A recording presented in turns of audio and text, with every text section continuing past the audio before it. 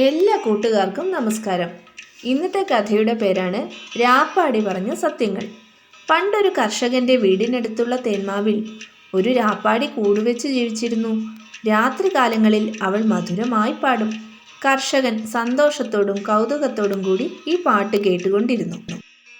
പക്ഷേ ഒരു ദിവസം കർഷകനൊരു ദുർബുദ്ധി തോന്നി. അയാൾ രാപ്പാടിയെ കെണിവെച്ച് പിടിച്ചു. എന്നിട്ട് അതിനെ മനോഹരമായ ഒരു കൂട്ടിലടച്ചു. കർഷകൻ രാപ്പാടിയോട് പറഞ്ഞു, അല്ലയോ സുന്ദരിയായ കൊച്ചുകായികി, നിന്നെ ഞാൻ സ്വന്തമാക്കിയിരിക്കുന്നു. ഇനി രാത്രികാലങ്ങളിൽ ഈ കൂട്ടിൽ നിന്നും നിന്റെ മനോഹരമായ ഗാനം എനിക്ക് കേട്ട് സന്തോഷിക്കാം.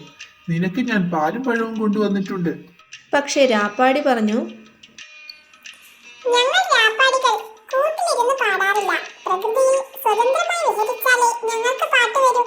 താങ്കളുടെ പാലും പഴവും എനിക്ക് വേണ്ട. ഞാൻ ആഹാരം കഴിക്കില്ല. അങ്ങനെ പട്ടിണി കിടന്ന് ഞാൻ ചാവും. ഒരിക്കലും എന്റെ പാട്ട് താങ്കൾ കേൾക്കില്ല. ഇത് സത്യം. കർഷകന് കോപം വന്നു. അയാൾ രാപ്പാടിയെ ഭീഷണിപ്പെടുത്തി. ഞാൻ നിന്നെ കൊന്ന് ഇറച്ചിക്കറി ഉണ്ടാക്കി കഴിക്കും. രാപ്പാടികളുടെ ഇറച്ചി വിശിഷ്ടവും സ്വാദിഷ്ടവുമാണെന്ന് ഞാൻ ധാരാളം കേട്ടിട്ടുണ്ട്. അപ്പോൾ രാപ്പാടി കർഷകനോട് അപേക്ഷിച്ചു, അയ്യോ, ദയവ് ചെയ്ത് എന്നെ കൊല്ലരുത്.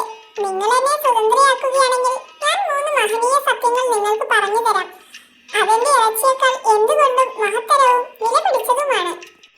കർഷകൻ രാപ്പാടിയെ മോചിപ്പിച്ചു.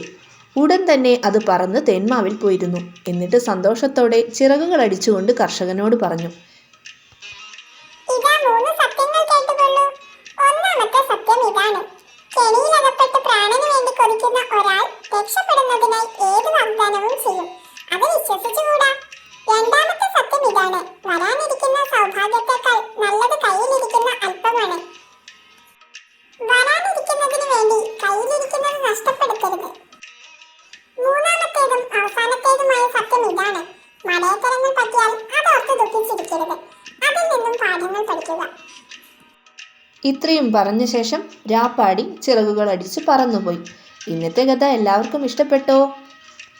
അടുത്ത നല്ലൊരു കഥയുമായി നാളെ വരും വരെ എല്ലാവർക്കും നമസ്കാരം.